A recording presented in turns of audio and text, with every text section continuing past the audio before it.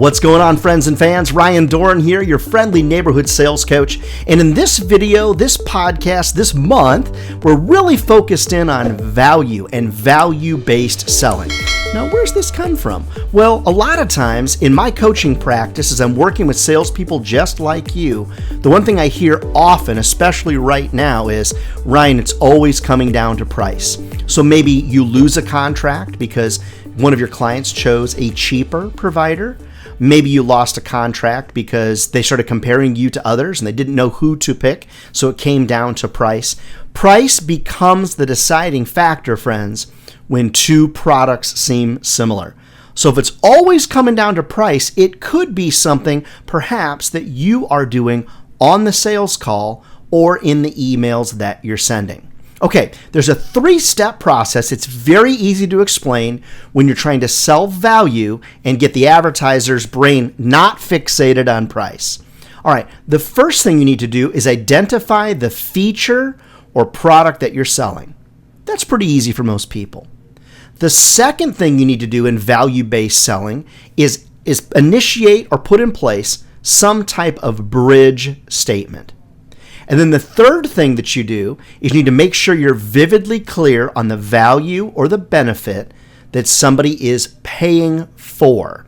All right, so it's first give the feature, then give the bridge to value, then explain the benefit or value they're going to receive.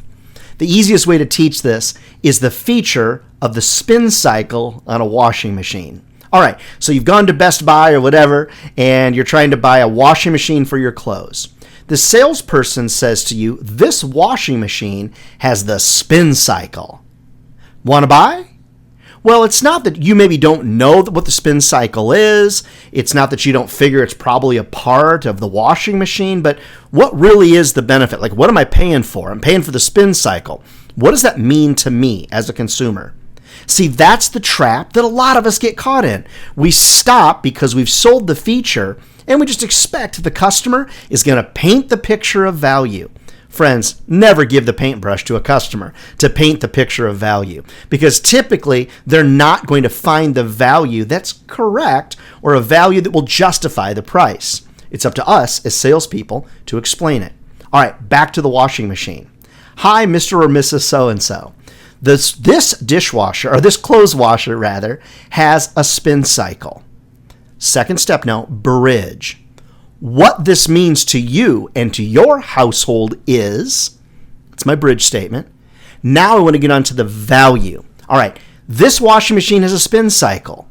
What this means to your family is less water in the clothes when you move them over to the dryer, which means less drying time. You'll get your clothes out of the dryer faster. They won't be as wrinkled, and you'll use less electricity.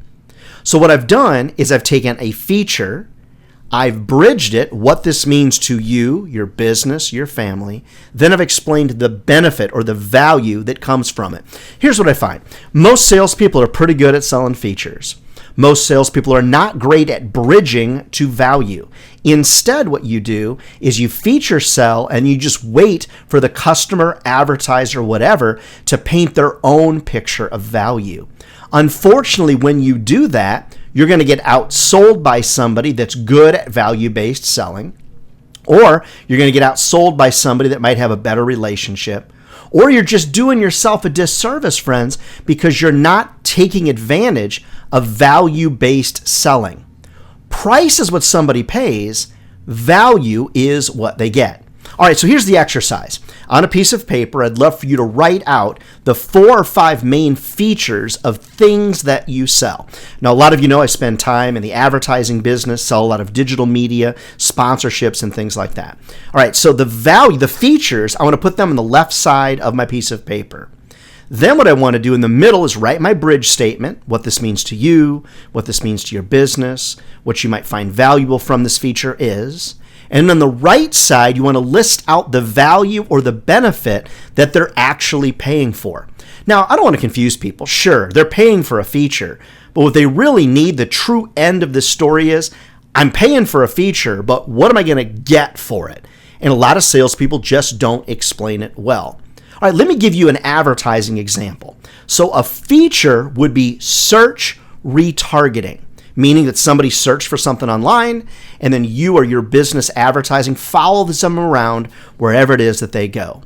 What this means to your business is being able to target the right people at the right time, reducing waste. We're not just serving up a bunch of ads out there. We're serving ads to the right people at the right time. So because we don't have as much waste, we have more advertising impressions to give to you to drive your return on investment higher. So what I've done is I've explained the feature, I've bridged what this means to you or how this might impact you is, and then I've explained the real benefit that comes from buying that marketing solution. Friends, value-based selling is actually moderately easy to complete and to accomplish. You just have to practice it. Most of the time we get so good at selling features, we forget to bridge, we forget to get really clear on the benefit that somebody receives. Never forget, friends, people will pay more for something if they understand the value that they're going to receive. Let me give you another example before we wrap up with this sales tip this particular time. You might say, these are bedroom sheets for your king-size bed. Well, that's a pretty flat feature. But if I said to you, these are 5,000 thread count sheets for your bed, that's a little bit better, right? But even better to that would be, this bed comes with 5,000 thread count Egyptian sheets.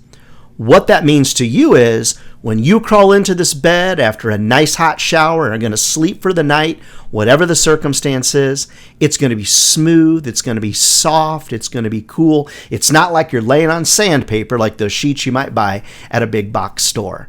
Or something along those lines, friends. I always try to give you some kind of fun examples as well. Get great at features. Bridge, though, friends, is important. Bridge to the value and never let your customers dictate what the value is to them. Make sure you walk them through the value proposition clearly and effectively, because when people know what they're buying, when they know the value they're going to get from you, almost always they will find money for things that they find valuable. Everything we do, friends, whether it's a prospecting email, prospecting voicemail, on meetings with folks, we always need to be selling value. And when you sell value, now, friends, you differentiate yourself from your nearest competitor.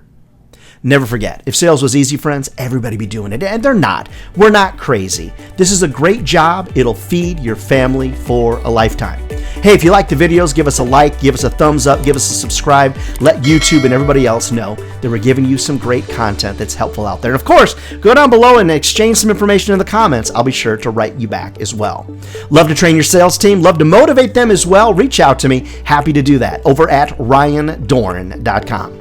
All right, friends, we'll see you next time.